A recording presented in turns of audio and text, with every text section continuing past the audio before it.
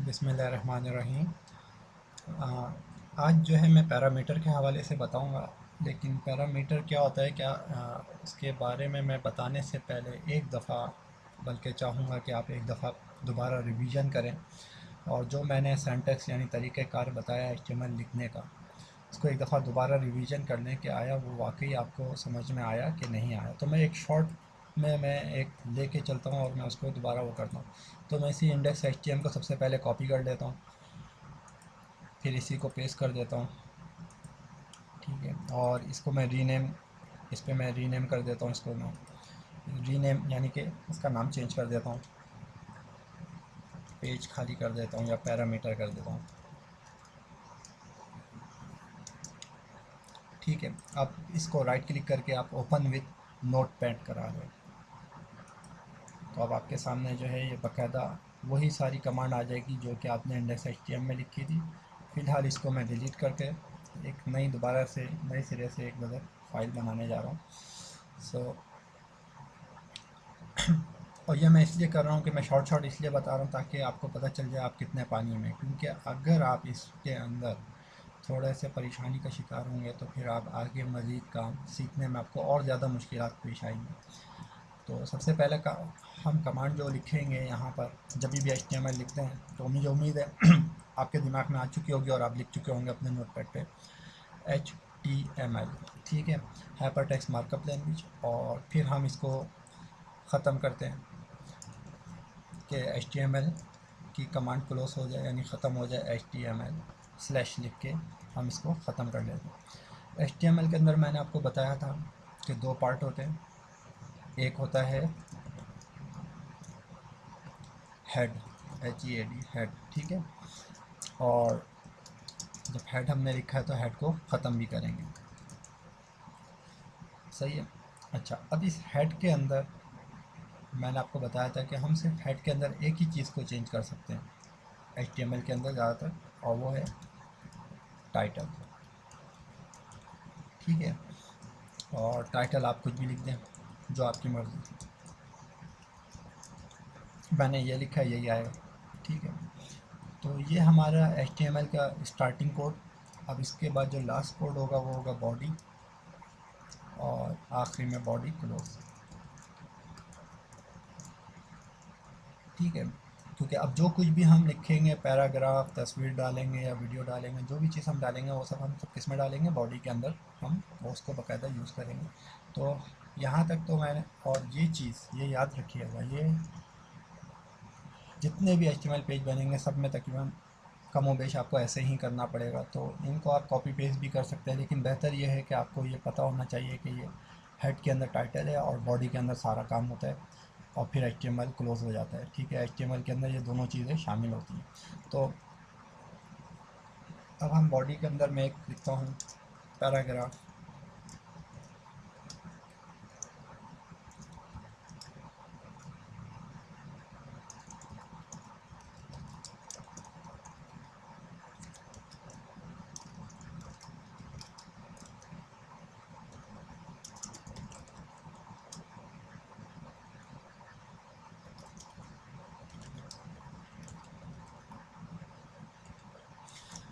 ठीक है।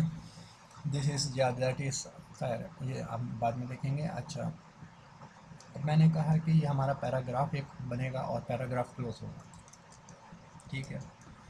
अब यहाँ पे हमने इसमें हमने बताया कि paragraph, this is bold, this is italic और एवरीथिंग अंडरलाइन। अब हम चाह रहे हैं कि हमारा ये वाला फॉन्ट खाली बोल्ड नज़र आए। H1 के अंदर होता ही है कि पूरा का पूरा टेक्स्ट आपका सारा का सारा पूरा का पूरा बोल्ड हो जाएगा, लेकिन हम चाह रहे हैं कि सिर्फ ये वाला हिस्सा बोल्ड नज़र आए। तो हम इसको बी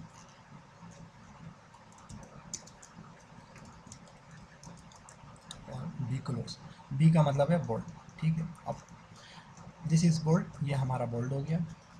अटैलिक के लिए हम जो कमांड यूज़ करते हैं वो होती है आई।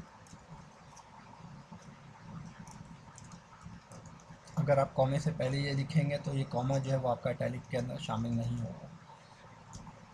अच्छा, अब मैं इसको सेव कराता हूँ और मैं इसको एक दफ़ा चेक करता हूँ अपने उस पर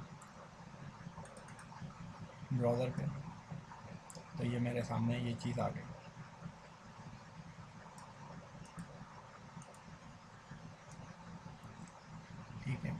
जो मैंने लिखा था कि बी कि दिस इज़ बोल्ड, तो ये दिस इज़ बोल्ड जो है ये पूरा बोल्ड हो गया। फिर this is italic, that is italic, everything underline, ये एक रह गया अभी। अच्छा, अब मैं चाह रहा हूँ कि आप ये सब अंडरलाइन हो जाए, यहाँ से लेके यहाँ तक जितना लिखा हुआ है ये सब के सब अंडरलाइन लिखा है।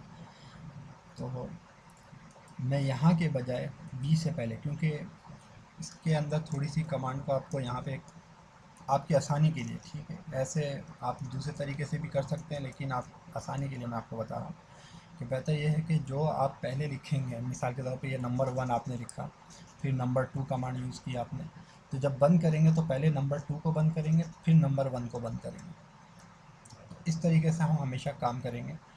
तो हमने यहाँ पे कहा कि यू जो है वो अभी नंबर 1 है और फिर बी जो है वो नंबर 2 है।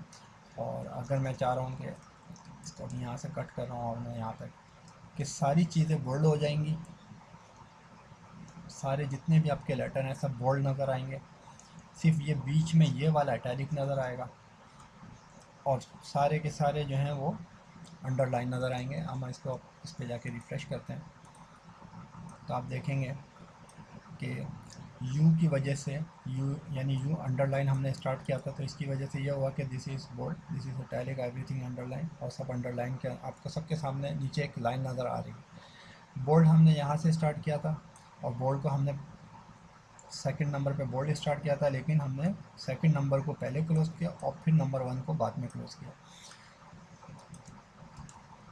तो हमेशा इस तरीके से जब भी आप कमांड लिखेंगे तो आपकी कोशिश यही होगी कि पहले जो है आपने नंबर 1 को करना है, फिर नंबर 2 को आपने लिखना है, तो फिर बंद करते हुए नंबर 2 पहले आएगा और नंबर 1 बाद में होगा, जैसे 1 2 3, और जब बंद कर रहे होंगे तो 3 2 1, तो यूँ रिवर्स में आप इसको काम करेंगे तो आपके लिए ज़्यादा आसानी रहेगी। और मैं आप इसको दोबारा सेव कर रहा हूँ नॉर्मल कि this is bold, this is italic, everything underline, ये सब के सब अंडरलाइन आपको नज़र आ रहे हैं। तो अभी हमने ये भी टेक्स्ट कंट्रोल का हिस्सा है बाकायदा। अच्छा, टेक्स्ट कंट्रोल के अंदर अभी एक और चीज़ आएगी। अब इस टेक्स्ट कंट्रोल के अंदर पैरामीटर भी इस्तेमाल होगा, वो मैं ऊपर ही मैं शुरू में ही लिख देता हूँ। फॉन्ट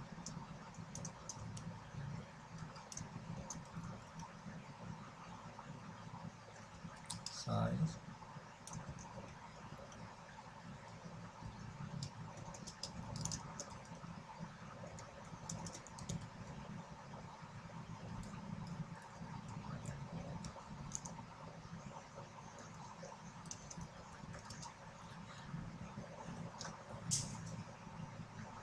अब मैंने यहाँ पे लिखा है कि चेंज फॉन्ट साइज, स्टाइल और कलर। हम इन 3 चीज़ों को, हम फॉन्ट को चेंज कर सकते हैं। अभी मैं इसको सेव करता हूँ और मैं जब अपने इसमें जाके इसको मैं रिफ़्रेश कराता हूँ तो यहाँ पे मेरे सामने यही लिखा हुआ आ रहा था। अच्छा, एक चीज़ और कि मैंने इसको पैराग्राफ के अंदर नहीं लिखा, लेकिन ये खुद ही ऊपर वाली लाइन में आ गया। बेहतर ये कि हम इसको पैराग्राफ में लिखें। हम वैसे लिख सकते हैं लेकिन बाद में हमें कई जगहों पे परेशानी आ जाती है। और इसके बाद इसके बाद हम यहाँ पे बी आर ब्रेक लाइन भी हम यूज़ कर लेते हैं। और इसको अब मैं रिफ़्रेश करा देता हूँ तो चेंज फॉन्ट साइज़, स्टाइल और कलर, अब ये लिखा आ रहा है। लेकिन ये कलर, ये सब चेंज कैसे होगा? कमांड तो मैंने डाल दी है फ़ॉन्ट की, लेकिन अब ये फ़ॉन्ट का साइज़ क्या होना चाहिए, स्टाइल क्या होना चाहिए और कलर क्या होना चाहिए, तो इसको हम पैरामीटर के ज़रिए डिफ़ाइन करते हैं। अब पैरामीटर क्या चीज़ होती है, अब ये चीज़ आती है हमारे सामने, अहम है। तो पैरामीटर ये होता है कि हमने कहा फॉन्ट साइज़ इक्वल यानी बराबर हो जाए, फॉन्ट का जो साइज़ है वो बराबर हो जाए किसके, यहाँ पे हम सिंगल कॉमा भी यूज़ कर सकते हैं, इन्वर्टेड कॉमा भी यूज़ कर सकते हैं, ठीक है, आपकी मर्ज़ी जो चाहें आप यूज़ करें। मैं यहाँ पे कहता हूँ फॉन्ट साइज़। अच्छा, फॉन्ट साइज़ जो होता है वो हेडिंग के अंदर H1 से लेके H6 होता है, फॉन्ट साइज़ के अंदर 1 से लेके 7 होता है। 1 छोटा होता है और 7 सबसे बड़ी हेडिंग साइज़ के करीब करीब होता है। तो फ़िलहाल मैं इसको अभी मैं 1 कर रहा हूँ और 3 नॉर्मल होता है। अगर आप नहीं लिखेंगे साइज़ तो वो 3 में ही शो करेगा डायरेक्ट बाय डिफ़ॉल्ट। तो फ़ॉन्ट साइज़ मैंने कहा 1 हो जाए। इसको सेव करता हूँ, रिफ़्रेश करता हूँ तो ये हमारा चेंज फॉन्ट साइज वगैरह स्टाइल हो गया। और अब मैं इसको 7 कर देता हूँ, इसको रिफ्रेश कराता हूँ तो ये बहुत हमारा इसमें हाई इसमें हेडिंग में चला गया तकरीबन। मैं इसको फ़िलहाल इसको मैं 4 रखता हूँ। तो ये इसके मुकाबले में आपको थोड़ा सा बड़ा नज़र आ रहा होगा, क्योंकि ये फ़ॉन्ट साइज़ 3 है, ये फ़ॉन्ट साइज़ 4 है। अच्छा, तो यूँ तो हमने फ़ॉन्ट का साइज़ जो है वो चेंज कर दिया। अब हमें चेंज करना उसका स्टाइल, स्टाइल यानी फेस। अगर आप इसके अंदर नोटपैड में ही फॉर्मेट पे क्लिक करें, फ़ॉन्ट पे क्लिक करेंगे आप, तो आपके सामने जो है फ़ॉन्ट्स के हवाले से आप देखेंगे तो ये सारे स्टाइल नज़र आ रहे होंगे कि ये फ़ॉन्ट कौन सा आप यूज़ कर रहे हैं। कोरियर, तो ये कोरियर का फ़ॉन्ट का स्टाइल ये यहाँ पे सैंपल लिखा आ रहा है। बोल्ड लेंगे तो अब ये आएगा। बहरहाल तो ये सब चीज़ें जो स्टाइल हैं इसके, ये सारे फ़ॉन्ट के अलग अलग स्टाइल होते हैं, इसके अंदर ये मौजूद है। लेकिन याद रखें, हर फ़ॉन्ट हर कंप्यूटर में मौजूद नहीं होता। हो सकता है आपके कंप्यूटर में वो फ़ॉन्ट मौजूद हो और अगले के कंप्यूटर में ना हो। तो ज़्यादातर कोशिश कीजिएगा वो फ़ॉन्ट जो कि कॉमन होते हैं उनको यूज़ करें, नहीं तो फिर हमें दूसरे तरीके से बताना पड़ता है कि हम ये फ़ॉन्ट इस्तेमाल कर रहे हैं, वो फिर जावास्क्रिप्ट और दूसरी चीज़ों के ज़रिए हम उसको इस्तेमाल करते हैं। बहरहाल अभी हम इसमें हम सीधा सा ले जाते हैं। तो फ़ॉन्ट स्टाइल के बजाय मैं फ़ॉन्ट फेस कहूँगा इसको, ताकि आपको कमांड लिखने में भी आसानी रहे। तो फेस का मतलब शक्ल, कि फ़ॉन्ट की शक्ल कैसी होनी चाहिए। तो हम यहाँ पे लिख देते हैं फेस, फ़ॉन्ट फेस इक्वल हो जाए, मैं अभी डबल इन्वर्टेड कॉमा यूज़ कर देता हूँ, ठीक है। और यहाँ पे इम्पैक्ट लिख देता हूँ।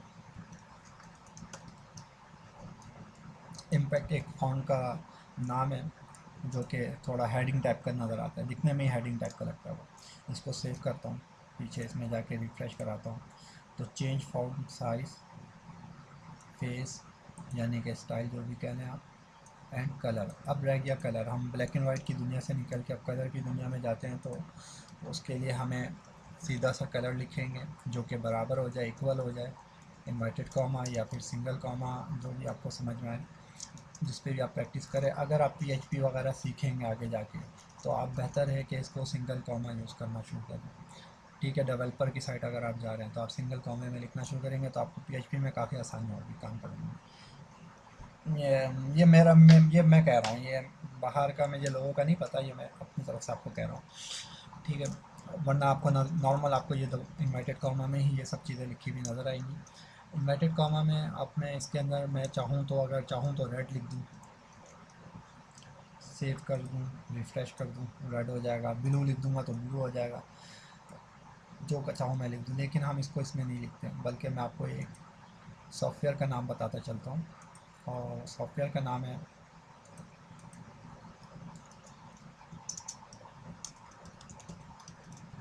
Colour picker.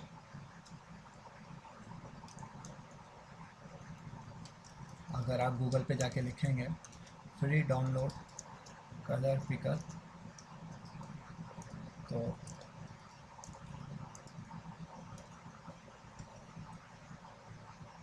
ठीक है। जब आप ये फ्री डाउनलोड लिखेंगे तो आप एक सॉफ्टवेयर आपको मिल जाएंगे, बहुत सारे मिलेंगे। उसमें से आपको जो भी सॉफ्टवेयर उठाएं, जैसे मैंने जो फ़ॉन्ट का कलर क्रॉप का उठाया हुआ है, एक मिनट, ठीक है। तो ये कलर के कलर बाकायदा कलर चेंजेस करने के लिए ये मैं सॉफ्टवेयर ज़्यादातर यूज़ करता हूँ अपने पास। और इसके अंदर जो है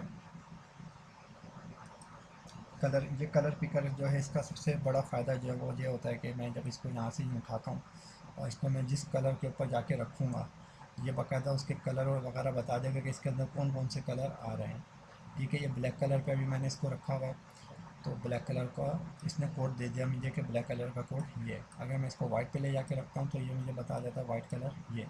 इसी तरीके से मैं किसी भी कलर के ऊपर ले जाता हूँ, ये मुझे उस कलर का कोड वोड बता देता है कि ये इस कलर का कोड ये, ठीक है। या फिर आप कस्टम अपना कलर बनाना चाहते हैं तो आप कस्टम पे जाएं, और कस्टम पे जाने के बाद मिसाल के तौर पे मैं इस वक्त एक पर्पल कलर यहाँ पे बना लेता हूँ, और मैंने कहा कि मैं अपने वेबसाइट का कलर जो है कुछ इस तरह का रखूँगा। इसके बाद ओके का बटन दबाया तो ये मेरे पास ये कोड आ गया, ये कलर कोड मेरे पास मौजूद है पर्पल कलर का। सो मैं यहाँ पे इस वक्त ये लिख देता हूँ और सेव कर देता हूँ। ये हेक्सा कोड होते हैं और ये 6 नंबर पे मुश्तमिल होते हैं कि इनके अंदर 6 नंबर होंगे। ठीक है, तो ये 0 0 0 होंगे तो ब्लैक होंगे, और अगर F F F F F 6 दफ़ा एफ होगा तो इसका मतलब है कि ये वाइट कलर होगा।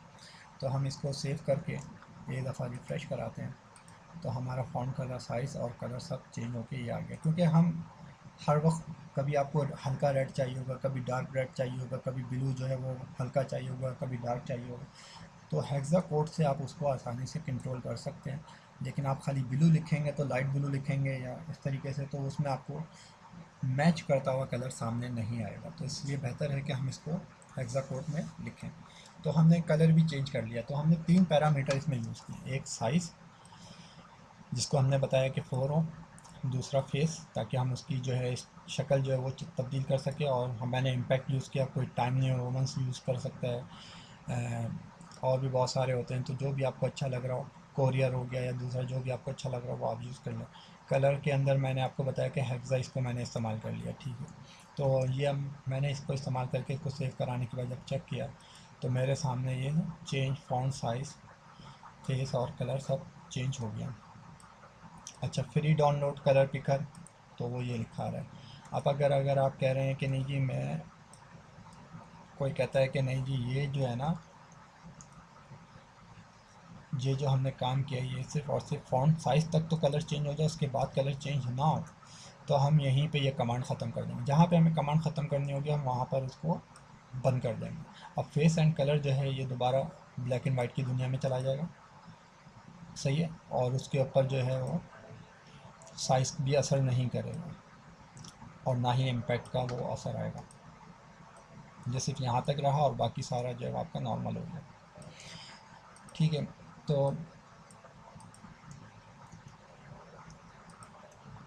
नहीं होता, बल्कि ये हर चीज़ में इस्तेमाल हो सकता है, और इन सब के मुख्तलिफ पैरामीटर्स होते हैं, वो आहिस्ता आहिस्ता आप करते जाएंगे तो आपको उसकी आदत होती जाएगी। मिसाल के तौर पर पी में मैं कह देता हूँ ALIGN अलाइन, और इसको मैं रख लेता हूँ सेंटर। अभी हमारा, बल्कि मैं राइट कर देता हूँ, सबसे पहले मैं राइट कर देता हूँ ताकि आपको बिल्कुल वाज़ेह फ़र्क नज़र आ जाए कि अभी हमारी जितनी भी चीज़ें हैं सब लेफ़्ट साइड से स्टार्ट हो रही हैं, और मैंने राइट कह दिया तो इसका मतलब है कि सब की सब इधर राइट साइड पे आ जाएंगी। सही है, जैसा कि रिफ़्रेश करने पे आ गई। फिर इसी तरीके से मैं इसको कहता हूँ कि पी अलाइन सेंटर हो जाए, हमारा अलाइन जो है वो बराबर हो जाए सेंटर के से।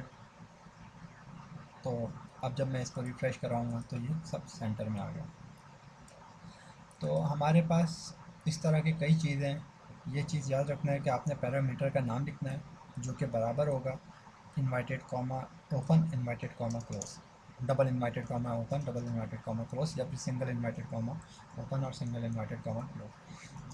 अच्छा, इसी तरीके से अब हम यहाँ पे जाते हैं बॉडी में। बॉडी के अंदर मैं लिख देता हूँ BG कलर, यानी बैकग्राउंड कलर। ठीक है, और बैकग्राउंड कलर में डाल देता हूँ, सॉरी इन्वर्टेड कॉमा, इसको मैं यूज़ कर लेता हूँ, और यानी अब हमारी पूरी वेबसाइट का जो बैकग्राउंड, पीछे का बैकग्राउंड कलर है वो सब का सब यही कलर हो जाएगा। ठीक है, इसको मैं सेव करके Ctrl+S सेव, रिफ़्रेश। अच्छा, ये फ़ॉन्ट अभी गायब हो गया हमारा, इसको हम बाद में देख लेंगे। इसका अभी फ़िलहाल मैं नंबर चेंज कर रहा हूँ, कोई सा भी अपनी तरफ से नंबर डाल रहा हूँ, मुझे भी नहीं पता क्या कलर आएगा। अच्छा, फ्रेश। ठीक है, ये चेंज फ़ॉन्ट साइज़ और कलर, इसका ये कलर आ गया। अच्छा, अब हम जहाँ पे बैकग्राउंड कलर हमने चेंज किया बाय डिफ़ॉल्ट, यानी हमारे पूरा बैकग्राउंड का कलर ये हो गया, पर्पल हो गया, और अब मैं चाह रहा हूँ टेक्स्ट हमारा जो है ये सफ़ेद हो जाए। तो सफ़ेद का मैंने आपको बताया था कि एफ़ एफ़ एफ़ एफ़ 6 दफ़ा एफ़ जो है वो आप लिखेंगे तो सफ़ेद कलर आएगा, और 6 दफ़ा ज़ीरो लिखेंगे तो ब्लैक आएगा। तो हम यहाँ पे जो है इसको रिफ़्रेश कराते हैं तो हमारे जितना भी टेक्स्ट है सबके कलर बाय डिफ़ॉल्ट वाइट आएंगे, जब तक कि आप उनका फ़ॉन्ट कलर से, आप जब तक फ़ॉन्ट कलर की कमांड लगा के उनका फ़ॉन्ट का कलर चेंज नहीं करेंगे तब तक वो कलर चेंज नहीं करेंगे, बल्कि बाय डिफ़ॉल्ट वाइट कलर में ही आएंगे। अब थोड़ा आपको देखने में थोड़ा समझ में आ रहा होगा, इसको फॉर्मेटिंग कहते हैं। हम शुरू में ही अगर मैं करता तो बेहतर था, लेकिन मैं आप समझाने के चक्कर में आगे पीछे इसको मैं फॉर्मेटिंग मैंने छोड़ दी थी। तो हमने सबसे पहले बात की थी कि पी अलाइन सेंटर, जो भी हमारा पैराग्राफ है वो सेंटर में आ जाए, और ये पैरामीटर अलाइन सेंटर वाला हमने यूज़ किया था। इससे पहले हमने बॉडी के अंदर बता दिया था कि हमारी जो पूरी बॉडी है उसका बैकग्राउंड कलर, ठीक है, जो पैरामीटर मैंने यूज़ किया वो है बैकग्राउंड कलर 4B1180। ठीक है, ये मैंने इसको यूज़ कर लिया और इस पैरामीटर को यूज़ करके मैंने अपना बैकग्राउंड को चेंज कर लिया। टेक्स्ट को मैंने बता दिया कि एफ हो जाए, यानी सफ़ेद हो जाए। ठीक है, फिर उसके बाद मैंने पी को अलाइन सेंटर किया। फ़ॉन्ट साइज़ मैंने बताया कि अब मेरे पास जो फ़ॉन्ट आ रहा है ये बेसिकली एक हेडिंग है। अक्सर ऐसा होता है कि हम हेडिंग यूज़ करते हैं, कोई एक न्यूज़ होती है उसके ऊपर एक छोटी सी हेडिंग लग, यानी एक तो होता है कि मेन हेडिंग होती है, और एक होता है कि नहीं, हेडिंग नहीं, एक छोटा सा अल्फाज है जो स्टार्टिंग अल्फाज है, कंपनी का नाम है, वो थोड़ा सा आप बोल्ड करके दिखाते हैं, फिर उसके बाद आप सारी चीज़ें शुरू कर रहे होते हैं। तो उस मौके पे आपको ये वाली कमांड आपकी काम काफ़ी आएगी। फ़ॉन्ट साइज़ 4, और फिर दूसरा पैरामीटर जो है मैंने फेस का यूज़ किया, ताकि हम अपने फ़ॉन्ट का स्टाइल चेंज करें, फेस। फिर कलर, तो बाकायदा उसका कलर हम चेंज कर सकते हैं। तो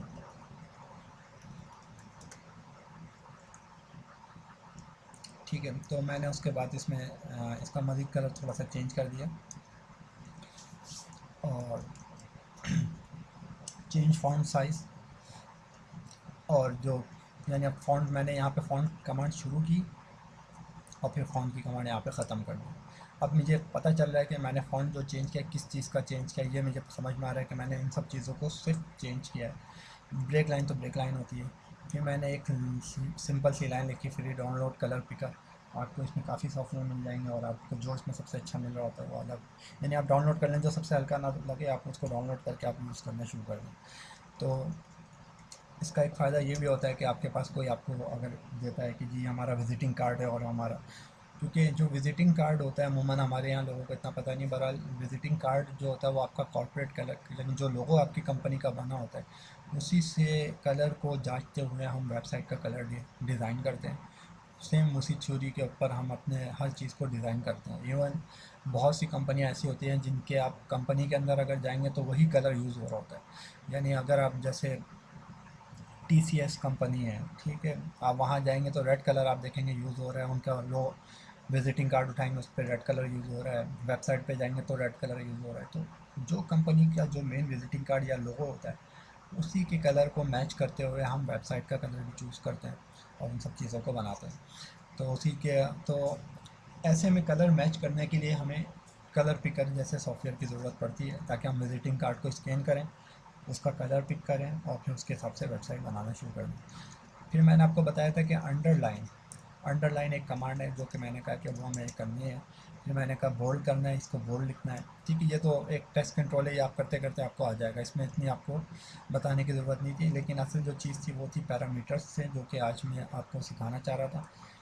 और अगर आप इन पैरामीटर्स या इससे पहले आप किसी चीज़ में उलझ रहे हैं तो फिर आगे वाली चीज़ें और मज़ीद उलझन का शिकार होंगी। तो इसकी अच्छी तरीके से प्रैक्टिस कीजिएगा। अभी तक तो आपको आसान लग रहा होगा, लेकिन इसकी आप बगैर देखें, यानी आप खुद से इन सब चीज़ों को प्रैक्टिस करना शुरू करें। ठीक है, आप ये भूल जाते हैं कि फेस क्या था, लेकिन आपको इतना याद हो कि जब भी फ़ॉन्ट को आपको चेंज करना है तो उसका साइज़ चेंज, अब भले आप साइज़ की स्पेलिंग भूल जाए, लेकिन आपको पता है कि उसके अंदर मैंने एक पैरामीटर यूज़ करना है जिससे उसका साइज़ चेंज हो जाएगा। फेस यूज़ करूँगा तो उसका स्टाइल चेंज हो जाएगा, कलर यूज़ करूँगा तो फिर उसका कलर चेंज हो जाएगा। तो ये अलाइन कराने से मैं उसको सेंटर पे, राइट पे या लेफ़्ट पे ले जा सकता हूँ। तो ये पैरामीटर के इसके अंदर मैं ये लिखूँगा और ये हो जाएगा, ये आपको याद होना चाहिए। तो फिर इंशाल्लाह नेक्स्ट क्लास में मैं आपको मज़ीद तफ़सीलात बताऊँगा, लेकिन इसकी आप अच्छी तरीके से प्रैक्टिस कीजिएगा ताकि आपका काम मज़ीद आसान हो सके। फिर मिलते हैं, अल्लाह हाफ़िज़।